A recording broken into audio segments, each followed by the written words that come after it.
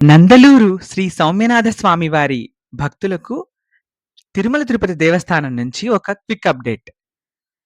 కడప జిల్లా నందలూరులో వెలిసిన ప్రాచీన ప్రసిద్ధ శ్రీ సౌమ్యనాథ స్వామి వారి ఆలయంలో వార్షిక బ్రహ్మోత్సవాల గోడపత్రికలను టీటీడీ ఈవో శ్రీ ముద్దాడ రవిచంద్ర ఆవిష్కరించారు. టీటీడీ పరిపాలన భవనంలోని సమావేశ మందిరంలో బుధవారం ఉదయం ఈ కార్యక్రమం జరిగింది. ఈ సందర్భంగా ఈవో మాట్లాడుతూ జూలై 21 నుండి 31 తేదీ వరకు బ్రహ్మోత్సవాలు వైభవంగా జరగనున్నాయని తెలిపారు. ఇందులో భాగంగా జూలై 14న కోయిల ఆళ్వార్ తిరుమంజనం, జూలై 21వ తేదీన అంకురార్పణతో బ్రహ్మోత్సవాలు ప్రారంభమవుతాయన్నారు. వాహన సేవల వివరాలు.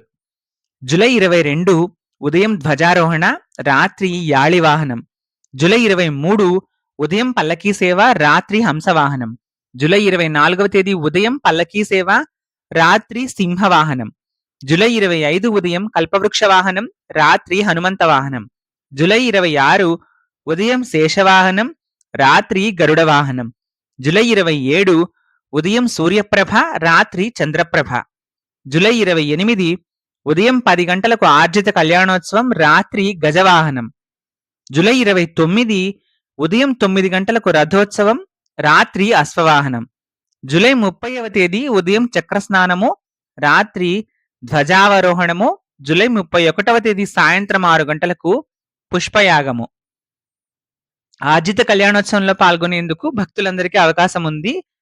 జూలై 28వ తేదీ ఉదయం 10 గంటలకు ఆర్జిత కళ్యాణోత్సవంలో గృహస్థులు అంటే ఇద్దరు కుటుంబంలో 500 రూపాయలు చెల్లించి పాల్గొనవచ్చు. పాల్గొనే దంపతులకు ఒక ఉత్తరీయము, రవికతో పాటు అన్న ప్రసాదాలు బహుమానంగా అందజేస్తారు. బ్రహ్మోత్సవాల సందర్భంగా టీటీడీ హిందూ ధర్మ ప్రచార పరిషత్, అన్నమాచార్య ప్రాజెక్ట్, దాస సాహిత్య ప్రాజెక్ట్ ఆధ్వర్యంలో ప్రతిరోజు భక్తి, సంగీత, హరికథ, ఆధ్యాత్మిక, సాంస్కృతిక కార్యక్రమాలు నిర్వహించి భక్తులను ఆధ్యాత్మిక ఆనందంలో ముంచెత్తనున్నారు. ఈ సౌమ్యనాథ స్వామి టెంపుల్లో ఒక నమ్మకం ఉందన్నమాట. స్వామి ఆలయం చుట్టూ, గర్భగుడి చుట్టూ 9 ప్రదక్షిణలు చేస్తే కోరిన కోరికలు నెరవేరుతాయని నమ్ముతారనమాట భక్తులు. అంటే మనం ఆలయానికి వెళ్ళి స్వామిని దర్శనం చేసుకొని గర్భగుడి చుట్టూ కోరికను కోరుకొని గర్భగుడి చుట్టూ 9 ప్రదక్షిణాలు చేయాలి. కోరిక నెరవేరిన తర్వాత ఒక 1 వీక్ అట్లా టైం పెట్టుకుంటారు. అక్కడ రాసి ఉంటుంది. ఆ టైం లోపల కోరిక నెరవేరితే పర్టిక్యులర్ టైం లోపల వచ్చి 108 ప్రదక్షిణలు మొక్కుగా చెల్లిస్తారనమాట సోమనాథ స్వామి ఆలయంలో. ఇది 11th సెంచరీ టెంపుల్.